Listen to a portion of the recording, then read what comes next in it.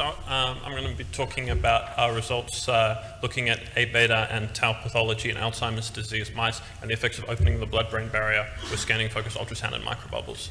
So in Alzheimer's disease, there's two hallmark pathologies. There's an extracellular pathology caused by a buildup of Abeta peptide, and there's also an intracellular or intraneuronal pathology made up of aggregates of the protein tau in the brain, and both of these are thought to play a role in the disease. So first I'm going to talk about a preclinical model of Alzheimer's disease, the APP23 mouse, and these mice have memory impairment and a deposition of amyloid beta plaques with age. So how do we use focused ultrasound to open the blood-brain barrier? In our technique, so we use a tip system and we mechanically move or scan the focus throughout the brain in order to open just about the entire blood-brain barrier over the entire brain of the mouse, which we can visualize, and we establish safe sonication parameters before we did the experiments with our microbubbles. So we've previously shown that scanning ultrasound reduced the amyloid plaque pathology in 12-month-old APP23 mice, and there was also memory improvement. So now I'll just describe some results that we had in aged APP23 mice, which were 21 to 22 months old at the start of treatment. They had 4 treatments over 8 weeks, and then 4 weeks after the last treatment, they were dissected. And what we found was that the plaques were smaller, and there was a reduction in fibrillar amyloid as measured with an amyloid binding dimethoxyXO4.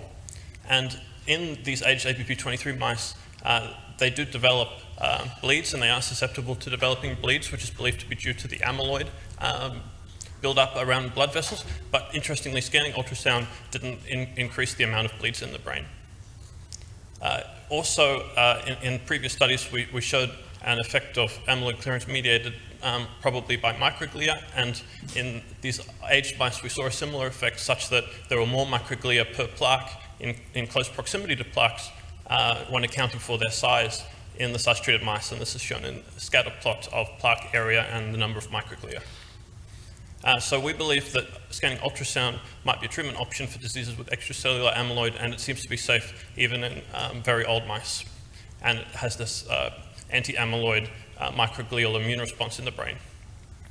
So in the second part, I'll talk about targeting the intracellular pathology, the tau pathology. And in this study, we used K3 tau mice, which develop an early onset motor and memory impairment with tau hyperphosphorylation and aggregates of tau.